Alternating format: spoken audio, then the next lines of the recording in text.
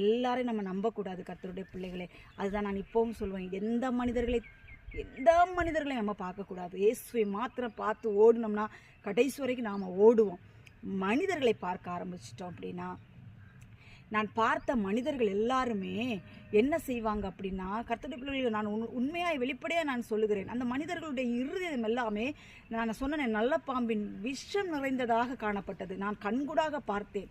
கண்கூடாக அவர்கள் பேச்சுகள், பழக்க வழக்கங்கள், நடக்கைகள் எல்லாமே இயேசுவுக்கு புறம்பான காரியங்களாய் காணப்பட்டது. தேவன் வேறு பிரித்து எடுத்து விட்டார். எடுத்து இந்த நாட்கள் ஊழியத்துக்காக எடுத்து தேவன் பயன்படுத்தி கொண்டிருக்கிறார்.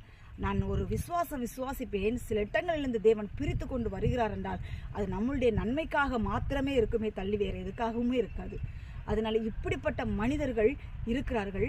நான் முதலாவது எப்போவுமே நம்ம கர்த்தரை நோக்கி தான் ஓடணும். ஆனால் இப்படிப்பட்ட பரலோகத்துக்கு ஒத்த ஆராதனை செய்கிறார்களே இவர்கள் என்று சொல்லி மனிதர்களை பார்க்க ஆரம்பித்து விட்டோம்.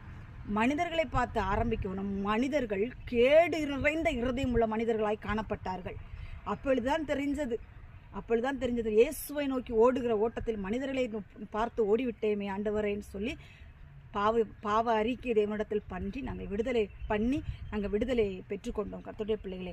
அதனால தான் இந்த வசனத்தில் சொல்லியிருக்குது, நீங்கள் ஓடின ஓட்டத்தில் நன்றாக தானே ஓடினீர்கள். அது அழகாக சொல்லியிருக்கு பாருங்களேன். கலாத்தியர் 5ஆம் அதிகாரம் 7வது வசனத்தில், நீங்கள் நன்றாய் ஓடினீர்கள், சத்தியத்திற்கு கீழ்ப்படியாமற் போக உங்களுக்கு தடை செய்தவன் யார்? ஆமாம் கர்த்தருடைய பிள்ளைகளே, நம்ம இந்த நாட்களில் கர்த்தருக்காக வைராக்கியமாக நம்ம ஓடிக்கொண்டு வந்திருப்போம். சில